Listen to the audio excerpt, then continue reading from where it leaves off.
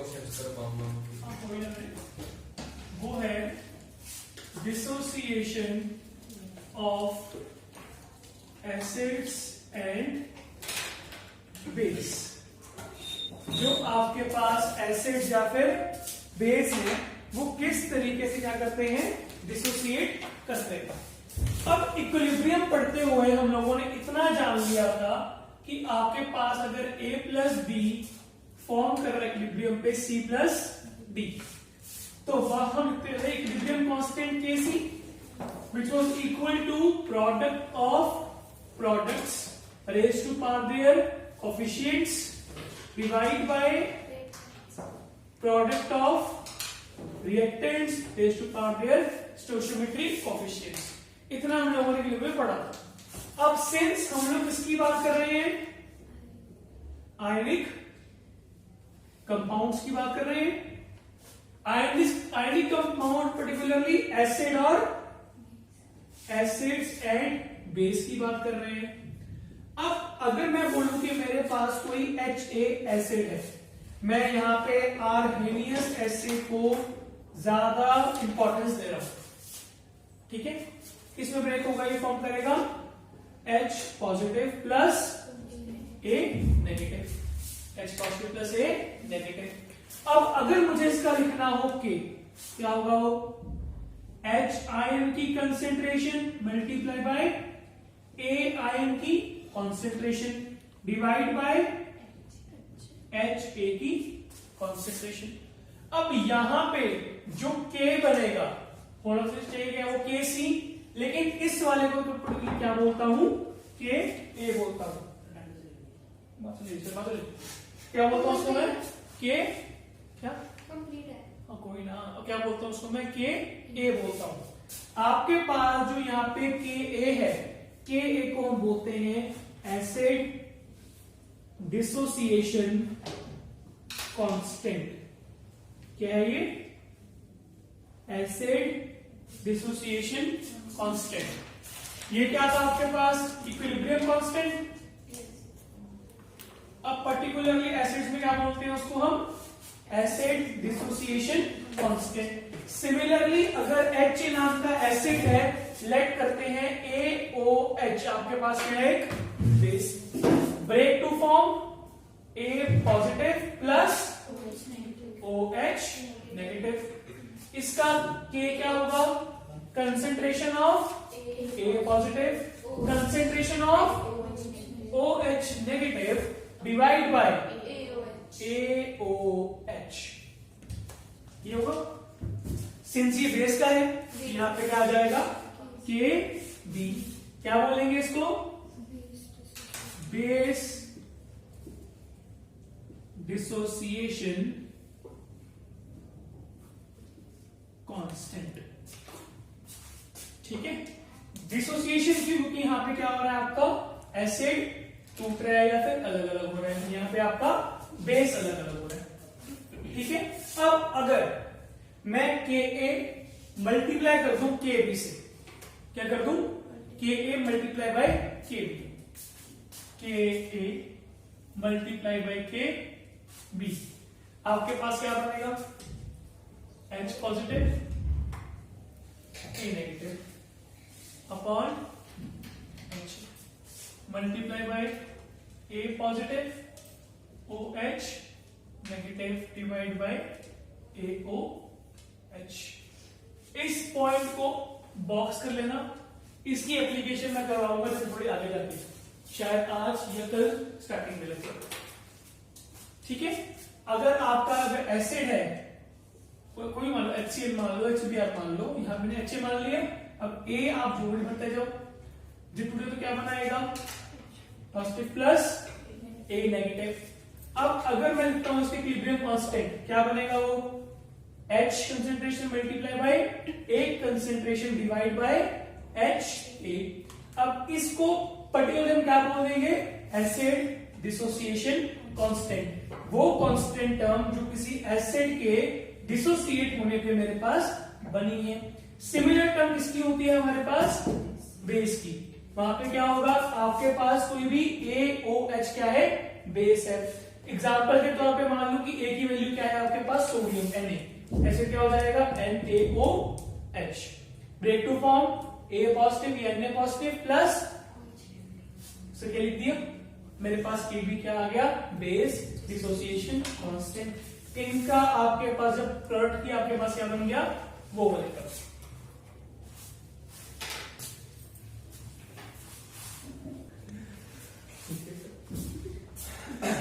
अच्छा अभी हमने देखा कि आपके पास Ha जो था H positive plus A negative में था और आपका जो बेस था it was A positive plus OH negative.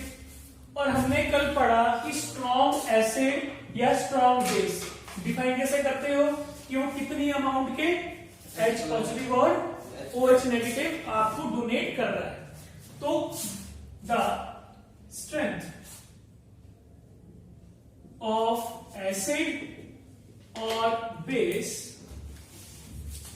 does not depend on concentration।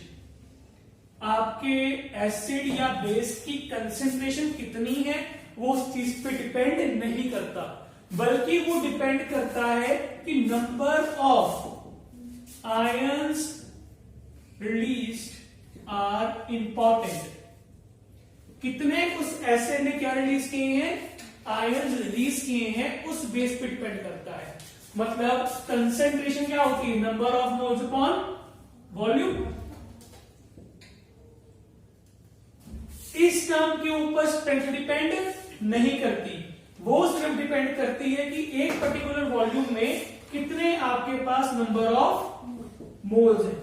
जितने ज्यादा आपके पास मोल्स होंगे आपके पास उतने ज्यादा क्या होंगे H पॉजिटिव या फिर OH नेगेटिव, उतना ज्यादा स्ट्रॉन्ग क्या होगा आपका एसिड होगा।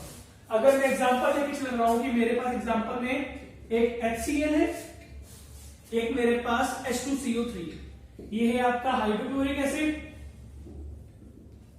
और ये कौन सा है आपका कार्बोनिक एसिड। मान लेते हैं ये भी कितना था 1 मोलर, ये भी कितना था 1 मोलर।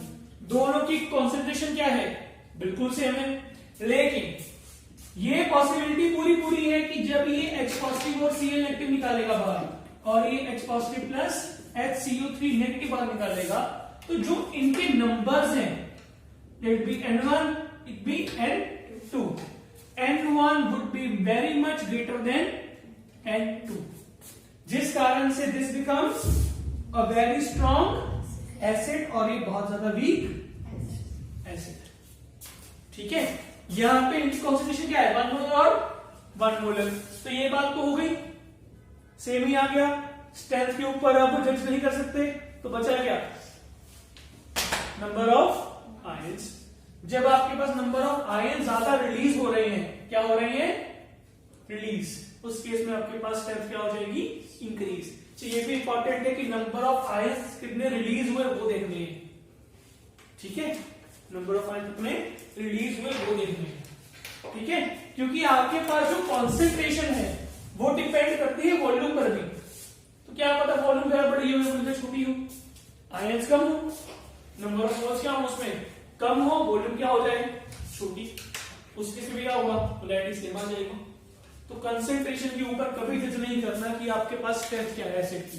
हमेशा क्या देखना है आपको नंबर ऑफ मोल्स जो रिलीज कर रहा है, नंबर ऑफ आयंस जो वो रिलीज करता है पानी में घुलने से। ठीक है,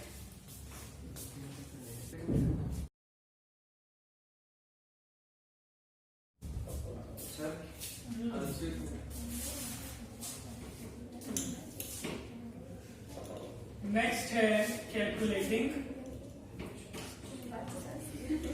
स्ट्रेंथ ऑफ एन एसिड। क्या है calculating strength of N acid. आपके पास टॉपिक क्या है calculating strength of N acid. जो आपके पास स्ट्रेंथ है, अभी मैंने बताया स्ट्रेंथ हम लोग जज करते हैं number of H positive ions dissociated, हाँ के ना, और इक्विलिब्रियम से हम जो चीज पढ़ के आए जिसका नाम है degree of dissociation, degree of dissociation, जिसका मतलब ये था कि नंबर ऑफ मोल्स डिसोसिएटेड पर मोल, कि अगर मेरे पास 1 मोल ऑफ मॉलिक्यूल है तो उसमें से जितने सब्सटेंस क्या होंगे आपके टूटेंगे, जितना सब्सटेंस टूटेगा वो आपके पास क्या होगी, डिग्री ऑफ डिसोसिएशन। लेट करते हैं वो आपके पास क्या है, यहाँ पे अल्फा, क्या है आपके पास वो अल्फा। तो जो जितना बड़ा आपका अल्फा होगा उतनी बड़ी आपकी क्या होगी, स्ट्रेंथ। जितना बड़ा आपका अल्फा होगा मतलब उतने ज्यादा आपके मोल्स टूटे हैं, उतने ज्यादा आपके पास क्या बने होंगे, H पॉजिटिव के आयंस बने होंगे। तो इन शॉर्ट में ये बोल दो कि आपके पास alpha is directly proportional to strength, हाँ कि नहीं। जितनी ज्यादा अल्फा होगा उतनी बड़ी आपके पास क्या होगी, स्ट्रेंथ होगी। तो अगर मेरे पास एसिड है कोई HA, वो टूट गया किसमें, H positive plus A negative में, इनिशियल पे, जब रिएक्शन अभी स्टार्ट नहीं हुई। लेट करते हैं इसकी कोई कॉन्सेंट्रेशन थी C, इसकी तो बनी नहीं होगी 0 और 0।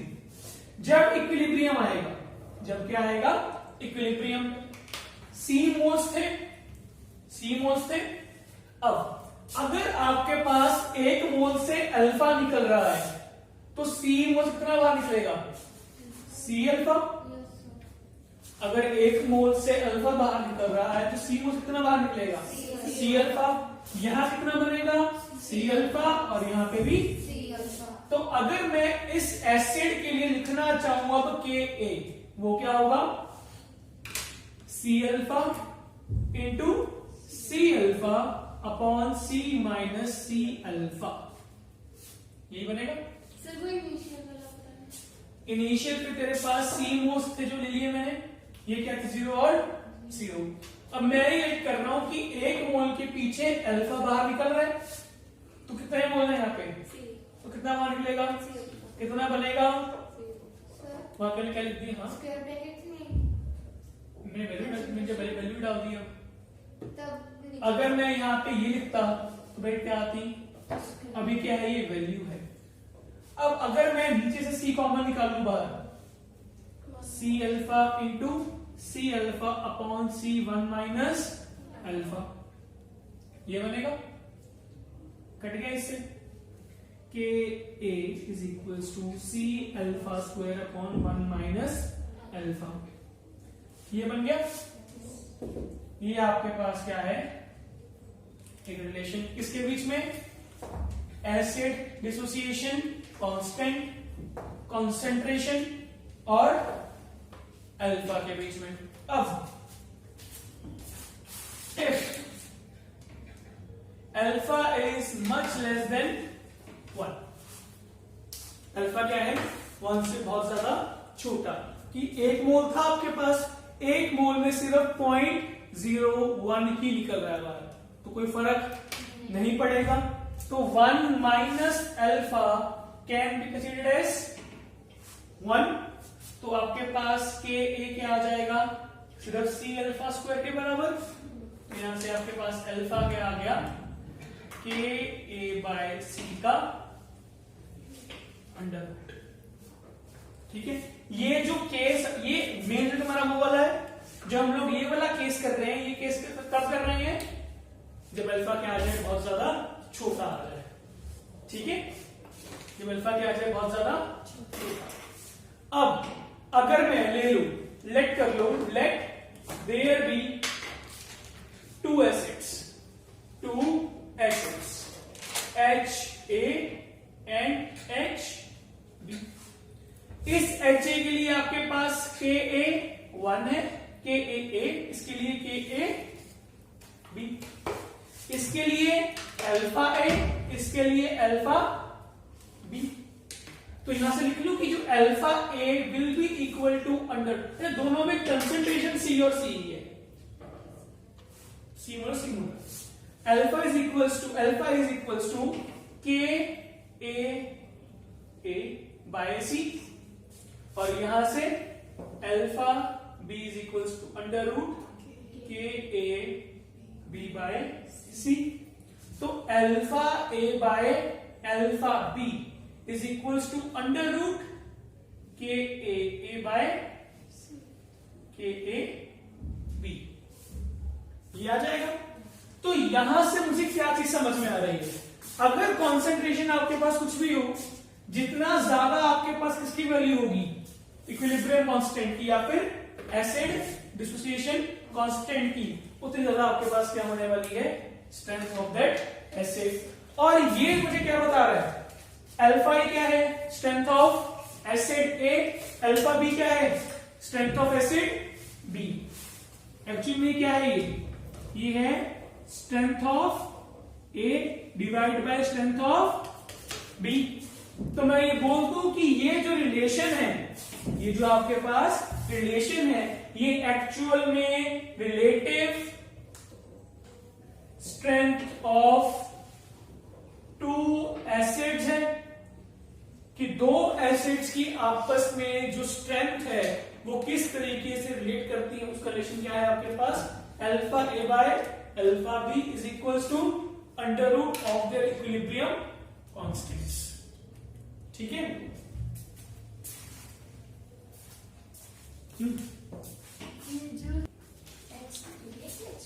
H2PO4। अब conjugate base have one proton, less या more, conjugate base less than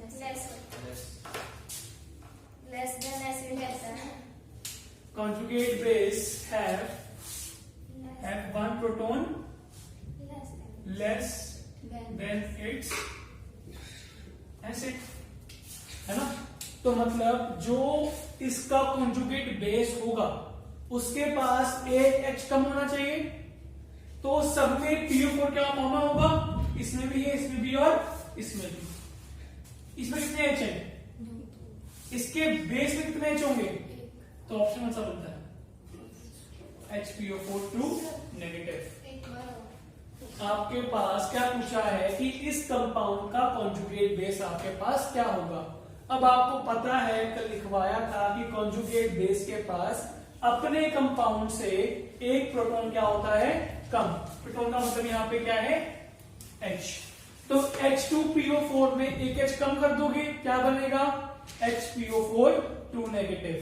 2 negative क्यों, क्योंकि H हो गया ना, अगर H रहेगा नेगेटिव चार्ज बढ़ जाएगा। यहां पे क्या पूछा है, ब्रॉन्स्टेड बेस। ब्रॉन्स्टेड बेस वो था जो प्रोटॉन को एक्सेप्ट करे। अब यहां से साफ दिख रहा है कि ये कंपाउंड के पास H तो है नहीं, यहां पे H आ गया, तो ये क्या कर रहा होगा, एक्सेप्ट। तो आंसर में PO4 होना चाहिए, इसमें भी है, इसमें भी है, ये तो कट गया।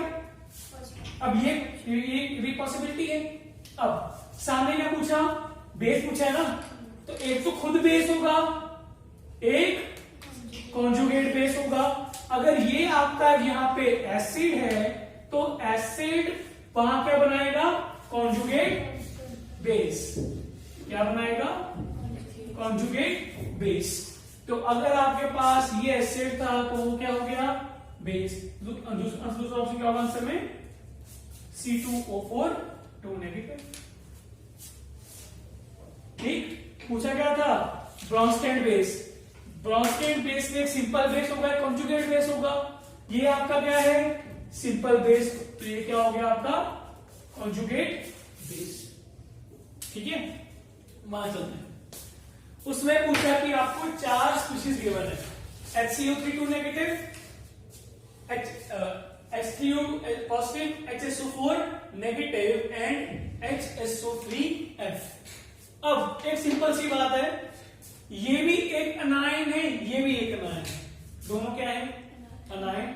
अनायन को जितना कम नेगेटिव चार्ज है उतना फायदे की बात है उसके लिए। अगर आप अनायन के ऊपर नेगेटिव चार्ज बढ़ाते जाओगे उसमें इंस्टेबिलिटी आती जानी है। क्यों, इलेक्ट्रॉन बढ़ते जाएंगे, उसके अंदर रिपल्शंस बढ़ती जाएंगी, है ना। तो जितना कम चार्ज में स्टेबल पड़ा है वो उसमें फायदेमंद है। तो ये ऑब्वियस सी बात है कि ये दोनों being a very good अनायन will not release H positive easily, है ना।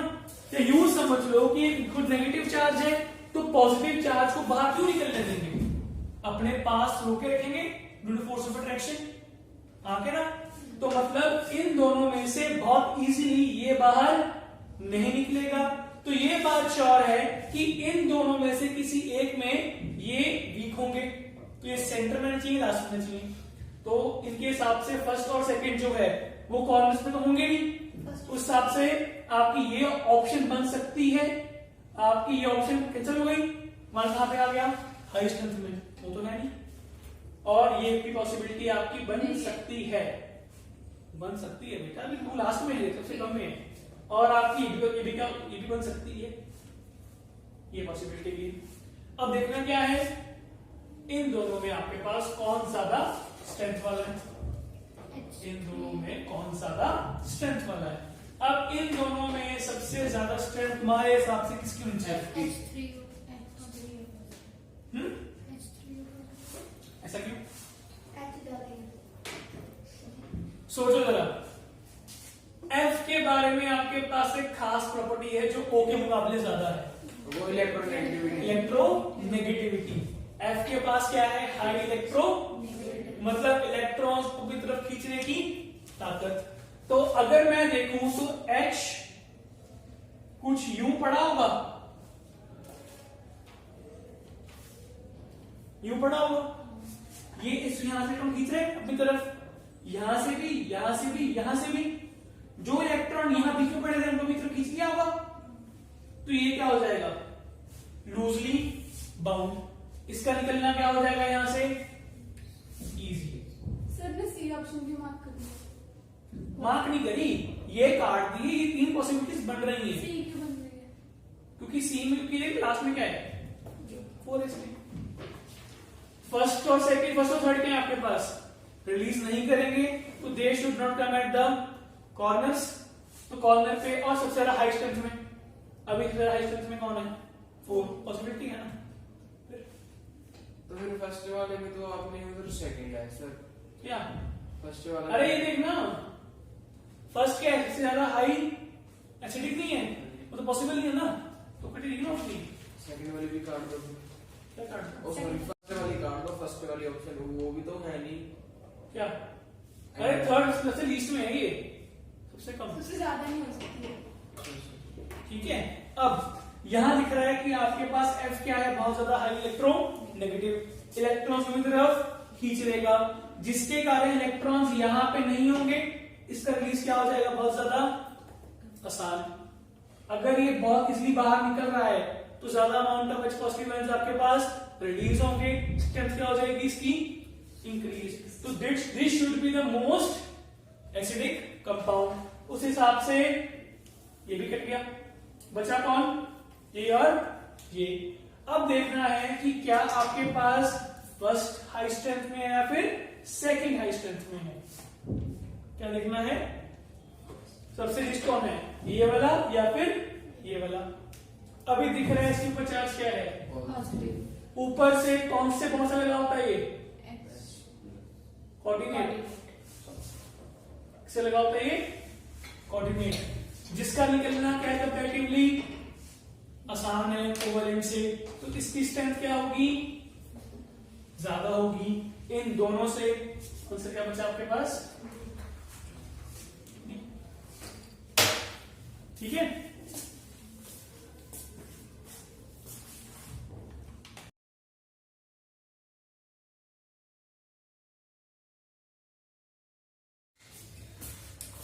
नेक्स्ट आपके पास क्या है, आयनिक प्रोडक्ट ऑफ वाटर। अच्छा, वाटर आयंस में ब्रेक होगा, वाटर आयंस में ब्रेक होगा, होगा। आपके पास वाटर इज वीक इलेक्ट्रोलाइट। पहली बात तो क्या है, वाटर क्या है, बहुत वीक इलेक्ट्रोलाइट। क्या है, वीक इलेक्ट्रोलाइट, मतलब पानी में टूटेगा लेकिन बहुत कम आयंस प्रोड्यूस करेगा जो सफिशिएंट नहीं होते किसी भी करंट को पास करने के लिए। अब H2O liquid breaks to form H positive aqueous plus OH negative aqueous. हाँ के नहीं, हाँ के नहीं? अच्छा, अगर मैं लिखूं इसका इक्विलिब्रियम कांस्टेंट तो वो क्या बनेगा, H पॉजिटिव की कंसेंट्रेशन OH नेगेटिव की कंसेंट्रेशन डिवाइड बाय H2O। अब मुझे पता है the concentration of pure liquids is equals to 1, और यहां पे वाटर क्या है आपका, प्योर लिक्विड। क्या माननी पड़ेगी उसकी, 1 माननी पड़ेगी। तो मैं ये बोल दूं कि आपके पास जो K है it is equals to H positive की concentration multiply by OH negative की कंसेंट्रेशन। आगे ना, आगे ना। और इस पर्टिकुलर वैल्यू को हम बोलते हैं KW। क्या बोलते हैं, KW। KW stands for equilibrium dissociation constant of water, constant of water। और इस पूरी की पूरे रिलेशन को हम क्या बोलते हैं, आयनिक प्रोडक्ट ऑफ वाटर। तो अगर कोई पूछे कि what is ionic product of water, तो क्या होता है, it is the product of concentrations of H positive ion concentration and OH negative ion concentration. वो आपके पास क्या होता है, आयनिक प्रोडक्ट ऑफ वाटर। अच्छा, मेरे पास KW is equals to H positive concentration into OH negative की कंसेंट्रेशन थी। अगर दोनों तरफ मैं कर दूं लॉग, क्या कर दूं, लॉग, तो log KW is equals to log H positive concentration OH negative concentration. ऐसे ही आएगा, आगे ना। एक काम करो, साथ में डाल दो माइनस, डाल दो माइनस, तो देखते जाओ पहले। तो माइनस, अब ना समझिए, log KW is equals to minus log AB is equals to log A plus log B। तो minus log H positive plus minus log OH negative. अब ये टर्म के लिए देखिए किसी, ये टर्म ये होती है आपके पास, और ये क्या होती है, मतलब किसी भी चीज का अगर आप लॉग कर देते हो माइनस में तो वो P बन जाता है पावर उसकी। तो यहां पे क्या बन जाएगा, P K W। आगे नहीं, तो ये आपके पास क्या आ गया, एक और नया रिलेशन कि अगर मैं pH की फॉर्म में या POH की फॉर्म में इनको कंपेयर करूं तो क्या होगा, pH ऑफ वाटर या pH of equilibrium constant of water is equals to pH plus POH, power of hydrogen plus power of hydroxyl ion। बात समझ में आई? और हमें पता है कि आपके पास वाटर क्या होता है, कांस्टेंट। सर अगर वाटर वीक इलेक्ट्रोलाइट है तो उसमें से करंट कैसे पास होगा? क्या बोल रहे हैं पहला क्वेश्चन, पहले क्वेश्चन में ये बोल दिया आपको H3O पॉजिटिव की कॉन्सेंट्रेशन कितनी गिवन है, 10 की पावर -6 मोलर। लिक्विड क्या है, प्योर लिक्विड है, जब तक मेंशन नहीं है तब तक OH भी क्या रहेगी, सेम ही रहेगी। निकालना क्या है, KW क्या होगा, H3O पॉजिटिव और OH नेगेटिव का प्रोडक्ट 10 की पावर -6, 10 की पावर -6, 10 की पावर -12। क्या आ गया, KW की वैल्यू आ गई। कोई भी कंपाउंड था रैंडम क्या, Ha, वो टूट गया किसमें, H positive plus A negative. Since आपको कुछ मेंशन नहीं है तो मान लो कितना था यहाँ पे 1, ये 0 और 0, 1 माइनस अल्फा, अल्फा और अल्फा, यही होगा 1 माइनस अल्फा, अल्फा और अल्फा। अगर आप कहीं से ये अल्फा निकाल लोगे तो आपके पास इक्विलिब्रियम पे इसकी आ जाएगी कॉन्सेंट्रेशन, हाँ के ना।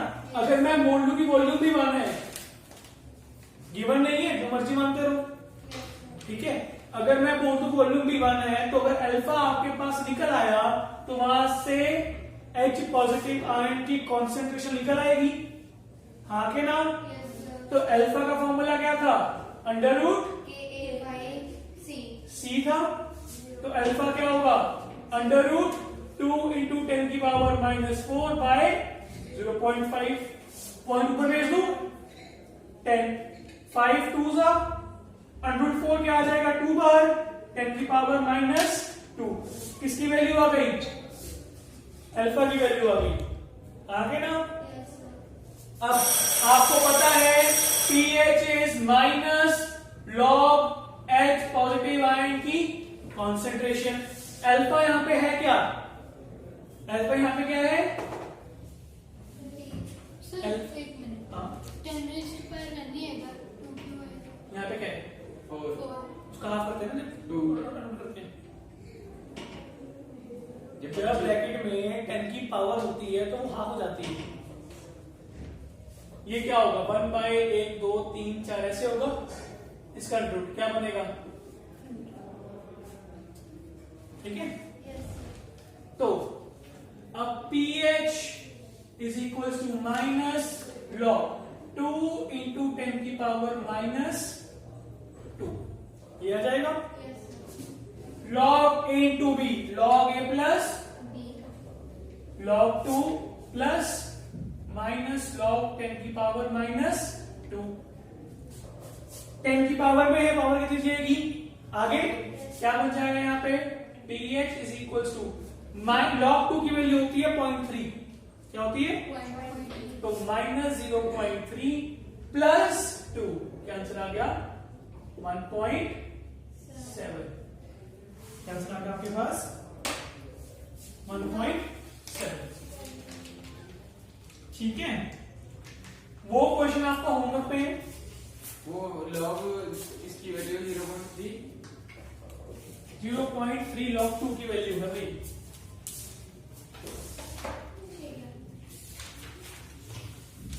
वो मुझे ट्राई करके आना,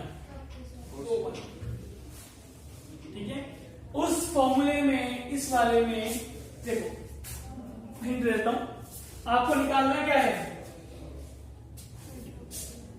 मतलब आपको OH नेगेटिव चाहिए। अगर मैं कहीं से POH ले आऊं कौन सा आ जाएगा, एंटीलॉग करके, तो मुझे पता है pH plus is equals to PKW।